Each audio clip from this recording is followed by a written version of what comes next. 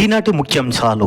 ఢిల్లీలో జరిగే అసెంబ్లీ ఎన్నికల నేపథ్యంలో ఏపీ రాష్ట్ర ముఖ్యమంత్రి ఢిల్లీలో అధికంగా ఉన్న సహద్ర ప్రాంతంలో ఉన్న తెలుగువారి ప్రాంతంలో ఏర్పాటు చేసే బహిరంగ సభలో ఎన్డీఏ తరపున ప్రచారం చేశారు. ఈ బహిరంగ సభలో టీడీపీ ఎంపీలు మరియు ఇతర నేతలు పాల్గొన్నారు. ఎమ్మెల్యేగా జగన్ వరుసగా 60 రోజులు అసెంబ్లీకి డుమ్ము కొడితే శాసనసభ సభ్యత్వం దానంతటా అదే రద్దవుతుందని ఏపీ ఉప సభాపతి రఘురామకృష్ణరాజు చెప్పారు. ప్రతిపక్ష హోదా కోసం కోర్టులో కేసు ఉన్నా దాంతో సంబంధం లేదని ఢిల్లీలో మీడియాతో మాట్లాడిన రఘురామకృష్ణరాజు గారు మానవత్వం చాటుకున్న రియల్ హీరో సోనూ సూద్ తాను నడిపిస్తున్న చారిటబుల్ ట్రస్ట్ ద్వారా ఆంధ్రప్రదేశ్ సర్కారుకు 4 అంబులెన్సులను అందించారు. ఈ మేరకు ఏపీ సచివాలయంలో సీఎం చంద్రబాబును మర్యాదపూర్వకంగా కలిశారు. సోనూ సూద్ అందించిన అంబులెన్స్ను ముఖ్యమంత్రి ప్రారంభించి కృతజ్ఞతలను తెలిపారు. కరోనా సమయంలో ఆయన చేసిన సేవలు మర్చిపోలేమని కొనియాడారు. సందర్భంగా హిందూ ధార్మిక ఆచారం ప్రకారం వేకువజామున సముద్ర తీరం నందు గంగా హారతిని మంత్ర ఉచ్చారణతో సాక్షాత్తు ఆ సూర్య భగవంతుడికి ఆరతి వెలుగును చూపిస్తున్న శ్రీకాకుళం జిల్లా వజ్రకొత్తూరు మండలం కంబాలరాయుడిపేట గ్రామ సర్పంచు మరియు ఎక్స్ సర్పంచు మరియు తదితర భక్తులు ఈ కార్యక్రమంలో పాల్గొన్నారు. కామెడియన్గా పేరు తెచ్చుకున్న బ్రహ్మానందం సుమారు 1200కు పైగా సినిమాల్లో నటించి కామెడీ కింగ్ గిన్నిస్ బుక్లో పేరును సంపాదించుకున్నారు.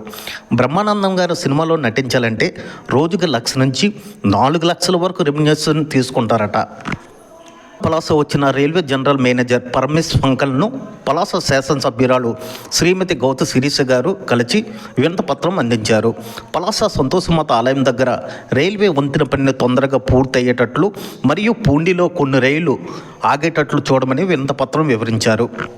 ఈ సందర్భంగా పలాస నియోజకవర్గ ఎమ్మెల్యే శ్రీమతి గౌత శిరీష గారు అరసవెల్లి శ్రీ సూర్యనారాయణ స్వామిని మంగళవారం వేకువజామున కుటుంబం సమేతంగా దర్శించుకున్నారు. ఆ మేరకు వేద పండితులు ఆశీర్వచనలు చేసి తీర్థ ప్రసాదాలను అందజేశారు. ఈ సందర్భంగా ఆమె మాట్లాడుతూ శ్రీ సూర్యనారాయణ భగవంతుడి ఆశీస్సులు ప్రజలు అందరిపై ఉండాలని కోరుకుంటున్నానని వెల్లడించారు. మార్పిడిపై సంచలన బిల్లును రాజస్థాన్ ప్రభుత్వం అసెంబ్లీలో ప్రవేశపెట్టింది. ఆ బిల్లు ప్రకారం మత మార్పిడి చేసుకోవాలని నిర్ణయించుకున్నారు. మత మార్పిడి కోసం దాదాపు 2 నెలల ముందు కలెక్టర్కు దరఖాస్తు చేసుకోవాల్సి ఉంటుంది. ఎవరు బలవంతం లేదని మా ఇష్టంగానే మతం మార్చుకుంటున్నామని తెలిస్తే అనుమతి లభిస్తుంది. ఎస్టీలకు, తెగలకు, మహిళలకు, మైనర్లకు బలవంతంగా మత మార్పిడి చేస్తే 2 లేక 10 ఏళ్ళ జైలు శిక్ష, 25,000 రూపాయల జరిమానా ఉంటుందని నిర్ణయించింది రాజస్థాన్ ప్రభుత్వం. National thermal power corporation executive ట్రైన్లో పోస్టుల భర్తీ కోసం నోటిఫికేషన్ రిలీజ్ అయింది. ఈ రిక్రూట్మెంట్ ద్వారా 475 ఉద్యోగాలకు భర్తీ చేయనున్నారు. నితిన్ గడ్కరీ కీలక వ్యాఖ్యలు చేశారు. జాతీయ రహదారులపై ప్రయాణించే వాహనదారులందరికీ ఒకే రకమైన టోల్ విధానం అమలయ్యేలా, ఏకరీతిలో టోల్ విధానం అమలయ్యేలా కసరత్తు చేస్తామని చెప్పారు.